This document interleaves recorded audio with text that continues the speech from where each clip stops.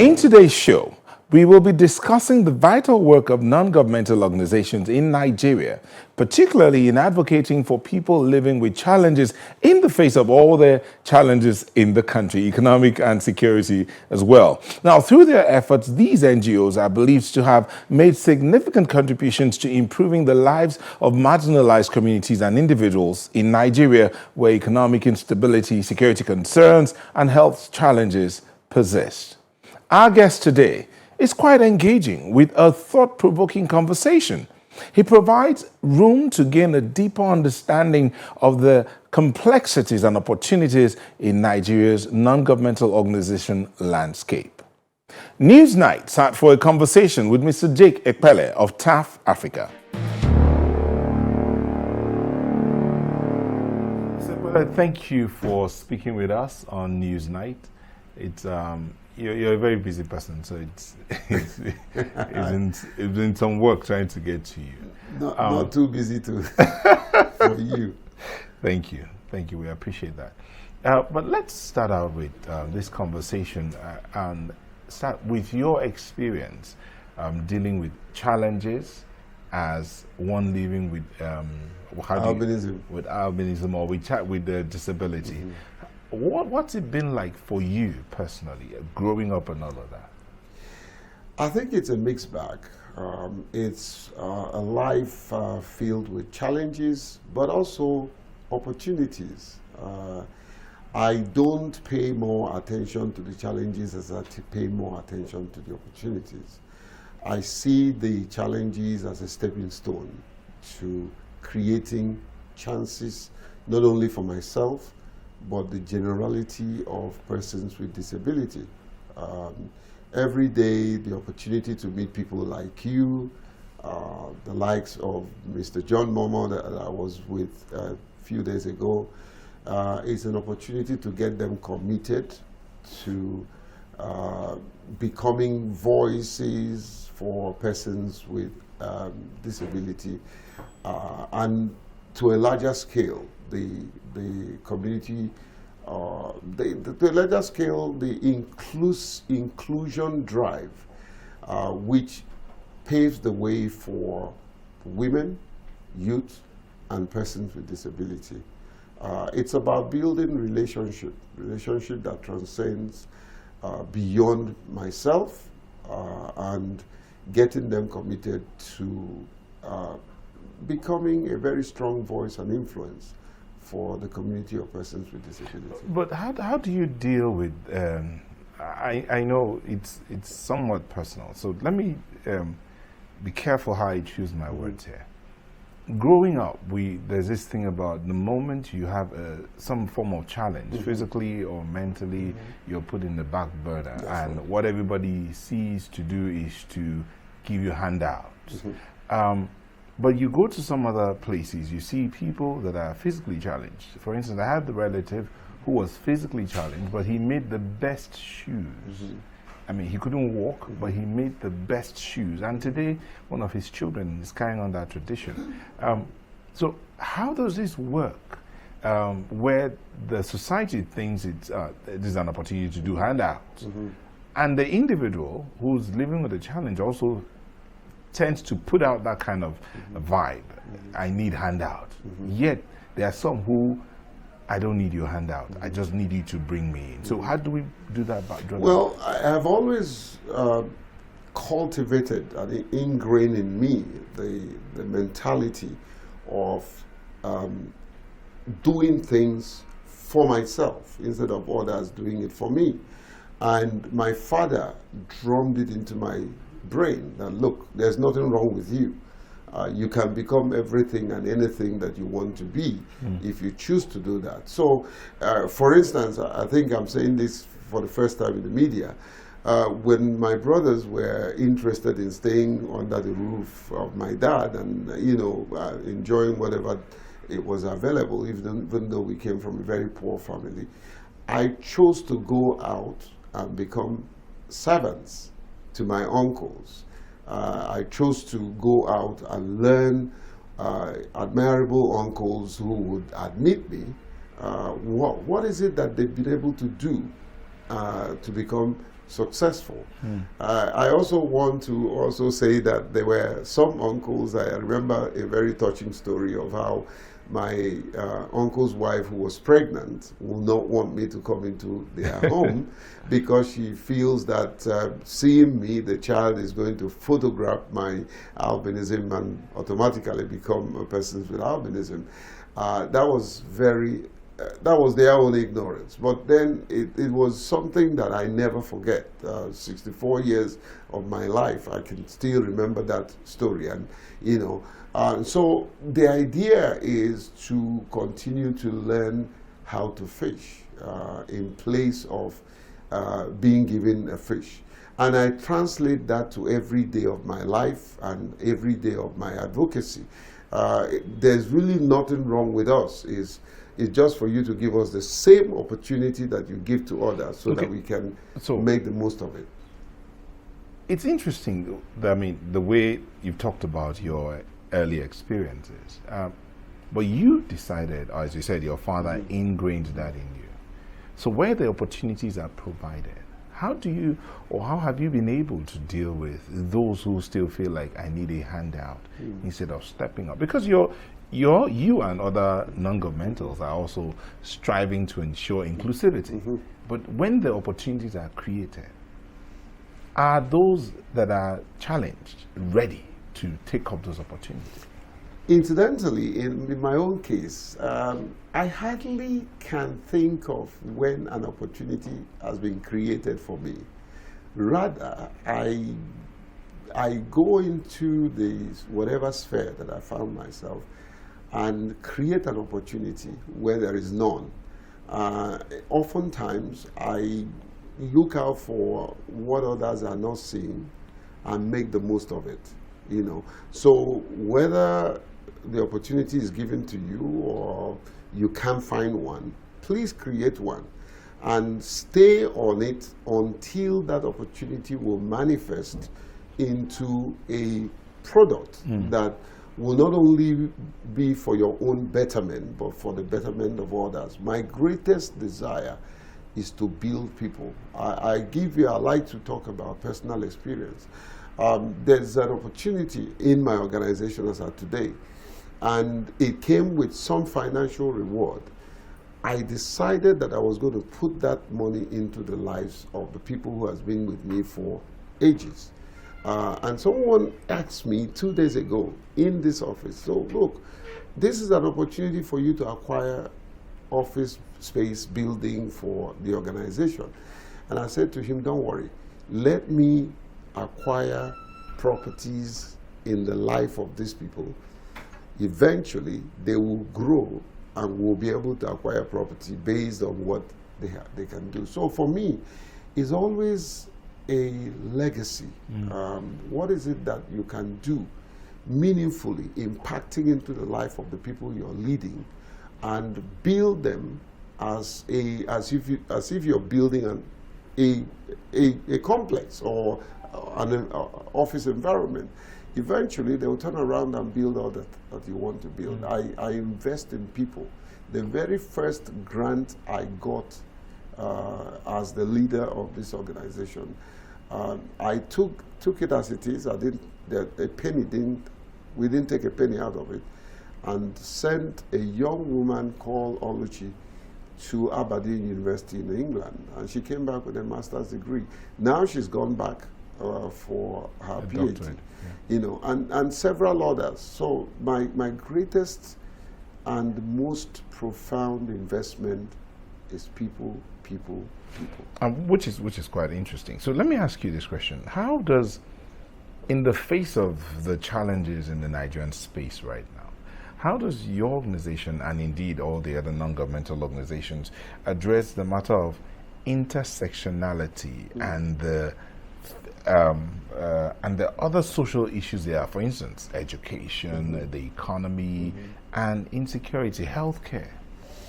That is, I think, strategically, I have deliberately taken myself from the tag.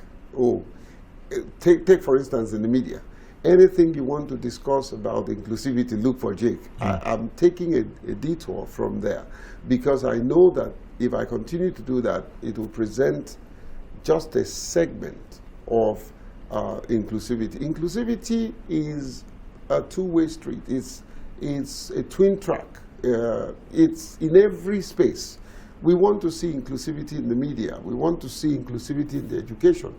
Unknown to many people sitting here, I have led the process of writing 7 policies in the country that are operational. The inclusive education policy, the national albinism policy, the gender policy, the eye health policy, and several others, you know. And so the idea is to get into every space without, you know, drilling myself thin. Where I don't have capacities, I get other people who have those capacities to influencing and making relationship, like making relationship with John Momo, you know, which gives me access to people like you who have been at the forefront of driving inclusivity, you know, getting into the education sector, creating relationship with people within the sphere of what I want to do. Whether it is in access to justice, you know, it was my presentation that was the very first presentation in the history of Conference of Judges that have now introduced inclusivity as one of the practice direction in the courts. So, for instance, a person with albinism is now allowed to sit at the front with the SANs because he can't see the judges. I mean, those are the kind of meaningful and impactful contribution that I try to do. Influencing the Electoral Act. The Electoral Act 2010 had a provision that was draconian in nature. Section 56, subsection 1 and 2. 2 in particular said INEC may reasonably accommodate persons with disability. We saw that with other colleagues, and we said, look, we need to drive a repeal of that particular subsection so that we can replace it with a more empowering word, which says like INEC shall. And we did that successfully in the Electoral Act 2022, section 54, subsection 2. Now have INEC shall. That made it mandatory for the INEC chairman and INEC management to ensure that inclusivity becomes part of the electoral process. You know, those are the kind of ways and means by which we drive inclusivity to cover the intersectionality, like you mentioned. You know, and so we're doing that in every aspect of life, because whether it is in the mosque, in the church. I once had a conversation with Bishop Kuka, you know, dynamic bishop that I so respect. And and I said to him, Bishop, your church needs to be inclusive. You need a sign language interpreter to translate the beautiful messages you preach. And he said, oh, well, what if I don't have persons who is hard in hearing? I said, no. The audience outside is always greater than the audience inside. So somebody will watch your tape who is hard in hearing, who may not be in your building. But by the way, have you done an audit of your audience? You'll be amazed that you have a person who is hard in hearing. You know, I was going to tell you that thing about audit, especially auditing the society itself, might be a problem in itself, in the sense that where are the funds to be able to do that? To audit the society, to say, okay, how many people are actually having this hearing challenge, sight challenge, skin challenge, so to speak? How do we even begin to audit and get to that point of say we can work this out to affect them? The question of funding comes in on all sides. Yeah, absolutely, I agree with you. But here's the principle: you never find money until you find a problem and you're willing to address that problem. So solution.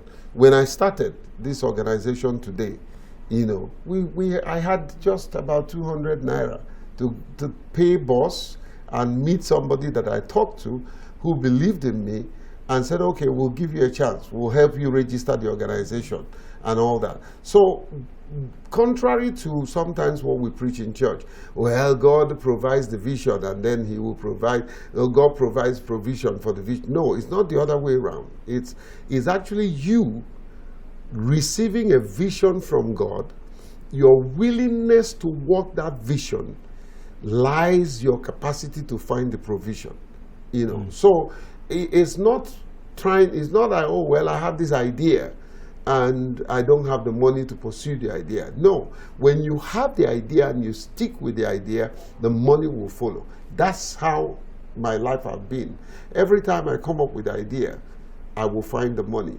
I came into my office and I told my colleagues that, look, we're going to focus on local government election, because I've discovered that, yes, every one of us are working at the national, you know, the sub-national is suffering. Meanwhile, the foundation of democracy starts from the sub-national, you know, and I just said it casually, and we didn't have the funding, and today, some organization is willing to put money behind the effort to get the fundamentals of democracy at the sub-national. We've worked in 4 states providing the framework for them to drive inclusion at the sub-national, you know.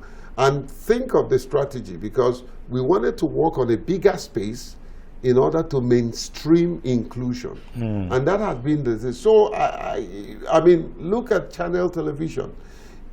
I don't think that John was looking for the money first. He had to talk about the idea, sell the vision to the people, and then the provision will follow. So money never stops me from pursuing anything. What stops me from pursuing anything is idea. There is no problem at all. The problem we have is wisdom problem. The question I want to ask is, when you say inclusivity, driving inclusivity, can you achieve driving inclusivity without proper education of not just the people living with the challenges, but even those who are supposedly whole? Is it possible to do?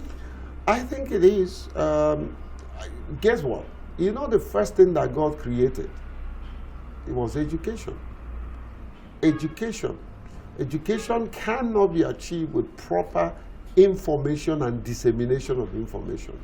You know, and that's why I benchmark this discussion on get the idea first, the money will follow. You know, so without vision, the people will perish. With vision, the people will flourish. It's a simple biblical principle that pays. It works any way you look at it. However, I'm not trying to be dismissal of the fact that you need money to drive an idea. But what I'm saying is that if you put the idea forward, you know, you will find the money. If, one, your heart is right. Every day I wake up with a prayer, asking God to search my motive. Is it about name? Is it about prosperity, which unfortunately I don't have? Is it about, you know, meeting stars like Neil? You know, but it's about what I can do to make the life of the next person living better than I met it. Okay, so again, maybe you didn't get my question. So, is it possible for inclusivity to hit the mark that is desired when those who are not living with challenges are not educated about why this is necessary? What if inclusivity is included in the school curriculum? Would that make a difference? Exactly. Well, you've hit the nail. Yeah. Inclusivity, as we speak, with our little effort, has become part and parcel of the education curriculum. As a matter of fact, and that's what I kept saying about the power of idea. One of the problems of the electoral space is voter education, you know. And so one day I was discussing with late Professor Jinedo who is a curriculum expert, And I said to him, look, this effort that we've been making in order to ramp up and diminish voter apathy, there's a need for us to create a curriculum that will address the gaps in voter apathy and make it part of the civic education curriculum. Those days in school they teach you civics. Yeah. So, and it was just an idea that was in passing. All of a sudden he called me back, and today, as we speak, just last week, the Minister of Education just launched the inclusion of voter education in the civic education curriculum, and specifically inclusion. So for me, when we have an idea, if it's a philosophy that we need to move into policy and move it from policy to practice. So it is not possible, in answer to your question, to really drive inclusion without education. So there's a need for the education of inclusion to go top-notch for people who can drive the inclusion and implement it to begin to see it. Again, I like to work with example. The current head of service, I can say this, had approached us and said, look, how do we establish and make sure that it's sustainable, the issue of disability inclusion in civil service? And we had just provided that platform or that framework for her to establish for the first time a disability inclusion, not the desk, but a unit with a director, heading that unit, and to ensure that every ministry will have a unit specifically for disability inclusion. And so for me, that's the way to go. Getting critical stakeholders with voice, with power, with authority to embrace inclusion. Not only to embrace inclusion, but establish inclusion with a proper framework that accounts for sustainability. We're talking about knowing the number, yes, the size of the population of people living with challenges in the country. Do we even have a figure for that? Very good question. There's been this numbers, reeling out of numbers. We're 35 million, we're 31 million, 25 million. All of that are what I would describe in terms of data as guesstimates. There is no proper, verifiable, methodologically conducted survey that tells you the number of persons with disability in the country. I think there's a projection of the 1.3 billion people with disability globally, and taking a benchmark from the 16% of it to do some analysis that says, okay, it's 16% of the population of Nigeria. But that's one of the things that is counting against us, because development partners cannot work with the estimate numbers. They want actual numbers so that they can verify it. So currently speaking, in the country today, Nigeria don't have accurate number of persons with disability because of its complexities. Because for you to be able to situate the number, you have to tell in terms of the different species of persons. Disaggregate them. Exactly, of persons with disability. How many has albinism? How many have what we call physically challenged? What about the blind? What about the deaf? What about the Down syndrome? What about people with leprosy? So we don't have that. United Nations have tried to address that gap by providing an acceptable framework called Washington sets of questions, That is the global best practice and the benchmark for carrying out an agreeable and acceptable framework for collating and collecting data. I think we've made effort to work with Bureau of Statistics, the national population. The last population exercise that had been put on hold was going to address that gap, because through technology they had imputed the component that will pick up persons with disability in every location in this country and be able to give us the actual number.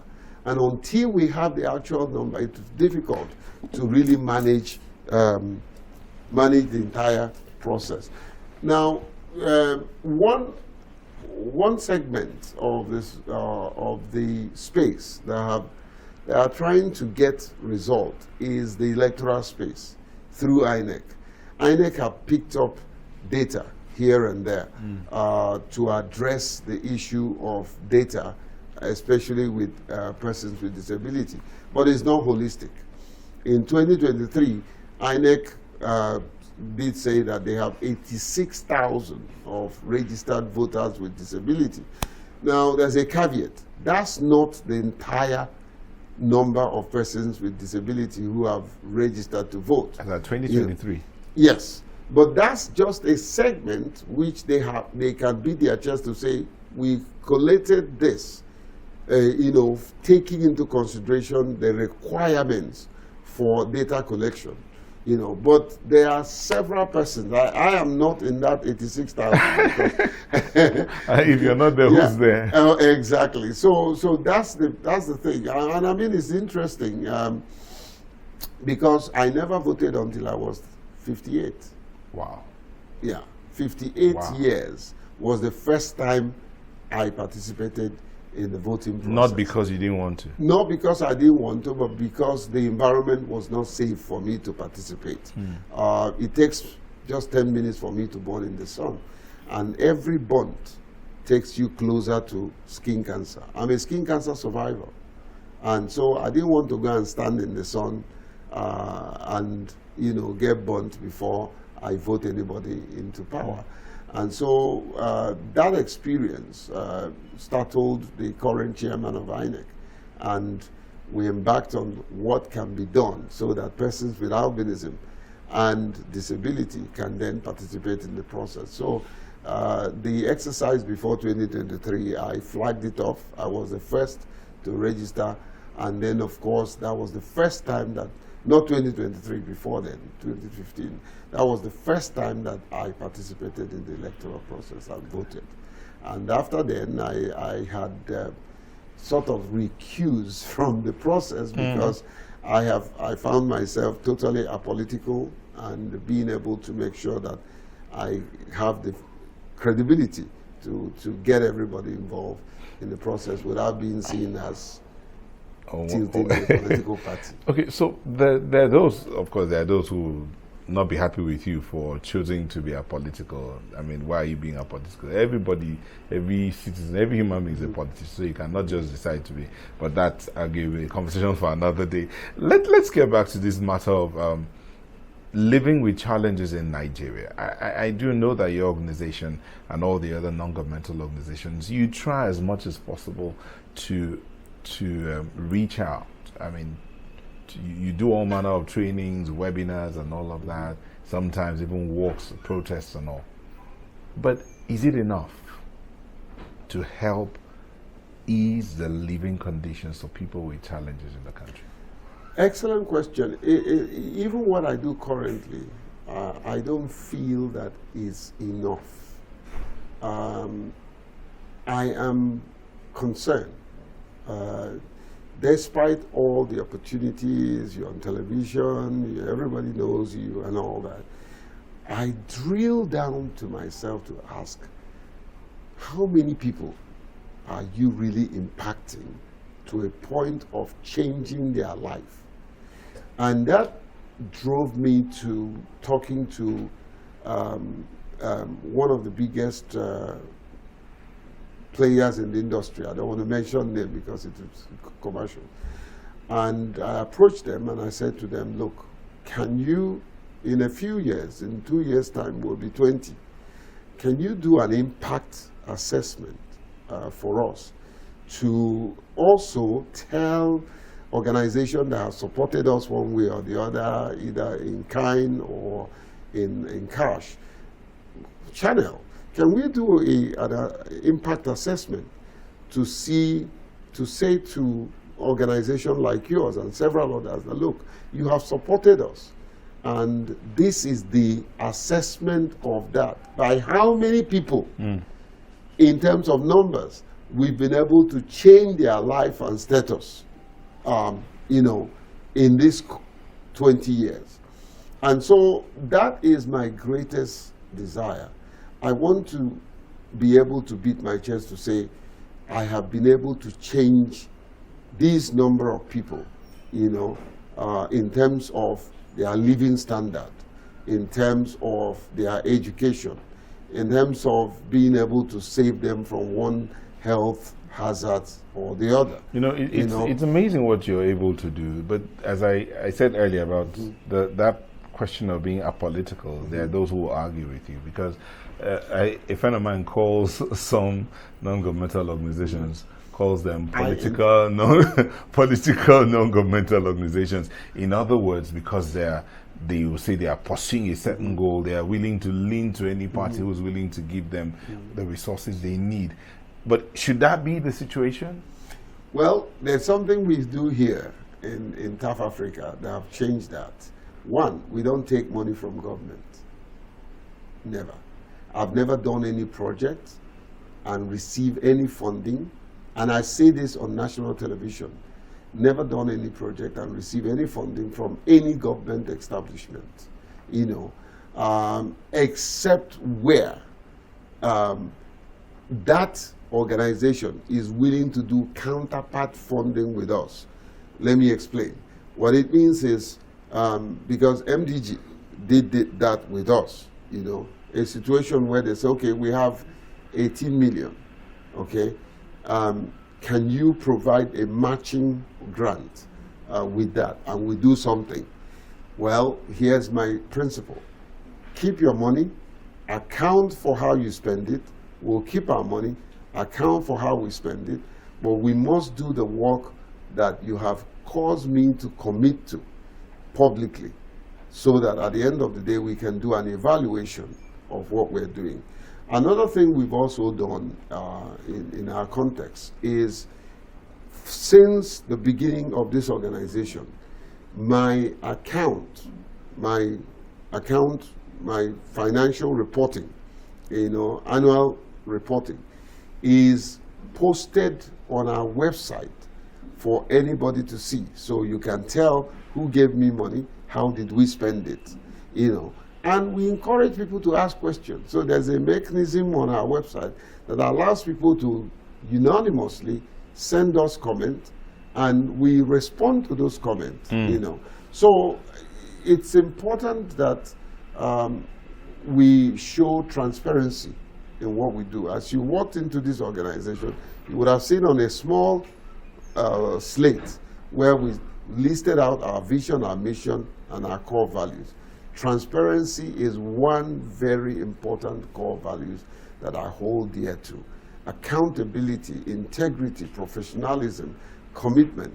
Those are a set of values that guides what we do. And so, if you are an organization that wants to do something with us and you don't provide that transparency and accountability, we will not do that with you. So, in direct answer to your question, we work with government establishment where we have the funding to do everything. We do it without asking them for a dime. We did it with Federal Ministry of Education. All the policies we've done with them, we provided the funds through the development partner, and we never take even water from them to do those things. Please note that we're not probably the only organization that is doing it. And we're also not trying to advertise the fact that we are perfect. We're not. We have our own inadequacies. But I am determined, very determined, to do something differently and to prove not only to the country that I belong, but the international community, that not every NGO are crooked. Not every NGO. So you do agree that there are some crooked NGOs? Oh, they are. They are. They are those that all they do is they become INGO, individual non-government organizations. So when you have to deal in certain things that you're pursuing or certain programs that you want to put out, how do you deal with those ones? Because now, having said what you said, so basically you're saying your funding comes from the development partners, yes, private sector, yes, some private sector, and then where there is counterpart funding and the government agency can account for how they spend their money, then you work support. You support. Yes. Okay, so when you in the course of dealing with the things you're dealing with or going about your work, how do you handle those INGOs, as you call them? How do you deal with those ones that might want to mar? Yes. Well, we support them by building capacity and living exemplary life of integrity. Don't forget, and I'll say this for the first time. Well, my organization started working with the European Union, and we've grown to a point where there are certain grants we no longer apply. They just come to us and said, here's the funds we have, tell us how you're going to spend it. You know, so in direct answer to your question, we help to build the organizational capacity of some of these organizations. There are several of them that we mentor. A development partner once gave us funding to mentor about 20 of them. You know, teach them what we do. We're very structured. You can't work with the EU if you don't have the certain structure. 11 of my staff are paid by the European Union. You know, they're doing that to provide the enabling capacity that will allow us handle much more bigger portfolios for them in the past. We are currently the only face of disability for the European Union. And we pride ourselves by the way and manner we carry ourselves. From time to time, they do, within my system audits. They check and system audit, the EU system audit does not only address their funding, it addresses every fund you have received. Okay. And they look at how you handle these funds, even if the fund is not theirs. Now, here's the catch. If you're found wanting, they blacklist you and ensure that not only them, but others will not also give you their funding. So they watch you.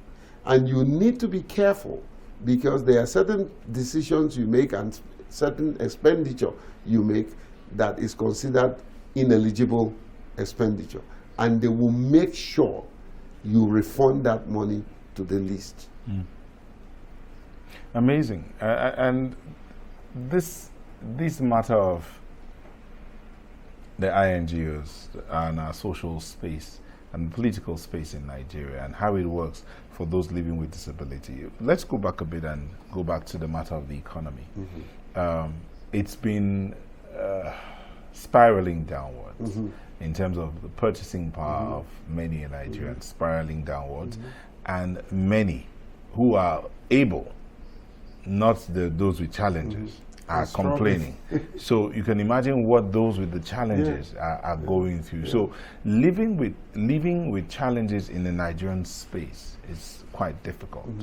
Now, for what you're saying, is it that at this point in time, what you've now decided to do, based on the fact that you cannot affect the policy of government, you're now going around giving monies to people for like survival? No.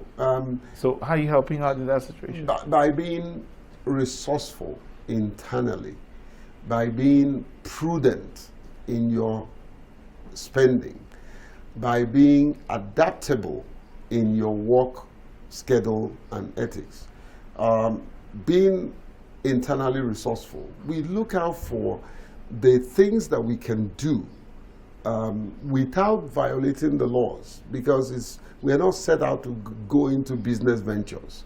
We're not set out to take the resources we have and probably invest it in a business entity. That is, I've never done it, and it will never be done as long as I'm here until I leave. And even if I leave, it will never be done. But however, we devise a means of engaging. Like, for instance, without mentioning them, there's a very wealthy individual who saw what we're doing, came to us and said, look, I want to support you. How do I do that? And we gave a project. And he said, for the next 5 years, we're going to give, my organization will give you ₦1 million every year for the next 5 years.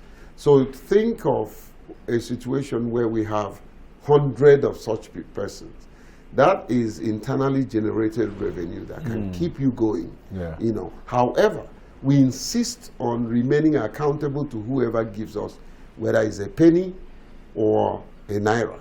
We make sure that you are aware of what we did with that money and the impact of your investment.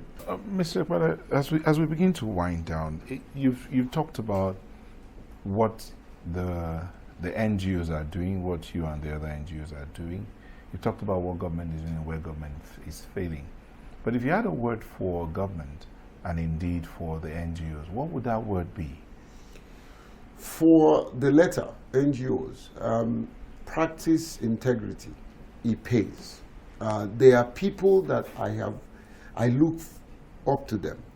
And I think this time I'll mention them. Clement Nwankwo of Plaque is someone that I consider him a mentor, even though I'm his senior. I consider him a mentor because he's been able to do what I want to do in such and in a way of integrity, you know. And so he's one person that I follow. So my word for any budding NGO, look for somebody who has done what you want to do and follow that person. Make sure that your word is your bond.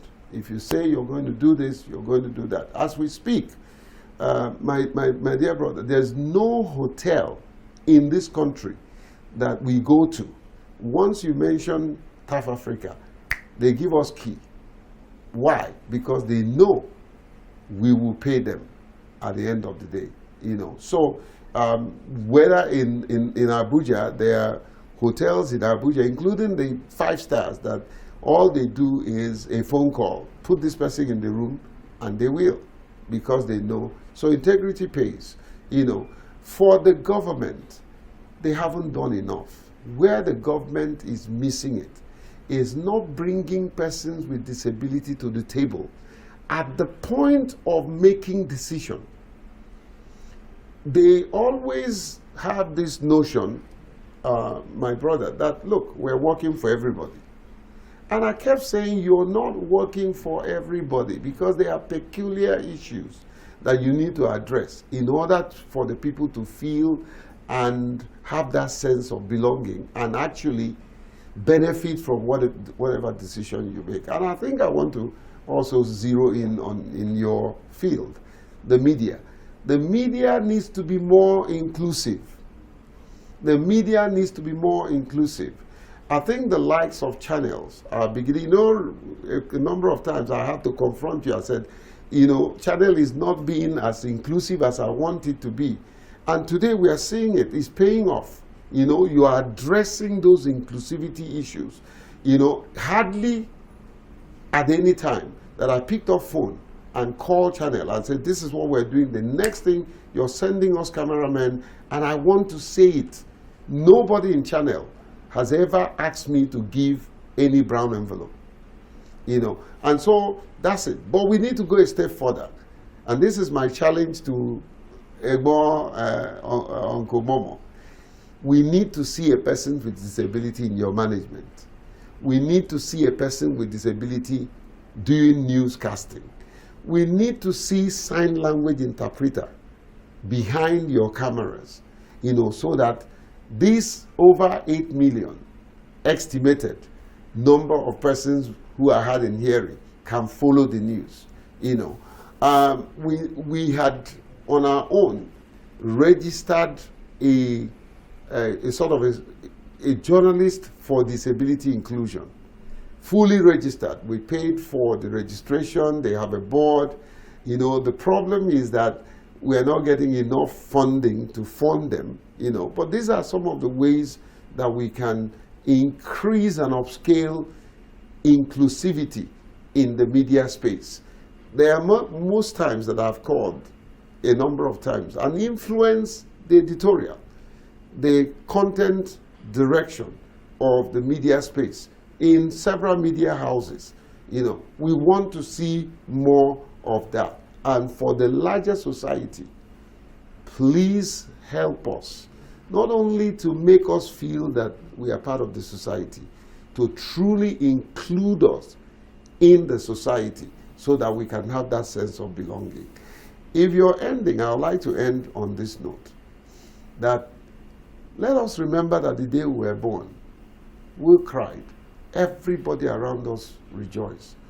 Let's live our lives so that the day we die, we will rejoice and everyone around us will cry. That's a life of contribution. Thank you so much. Thank you. Thank you, sir. Thank you.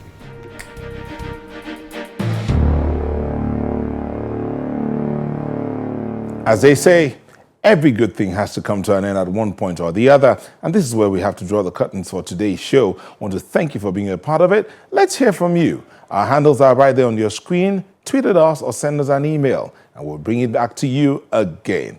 Also, get to watch this conversation again, another conversation we've had.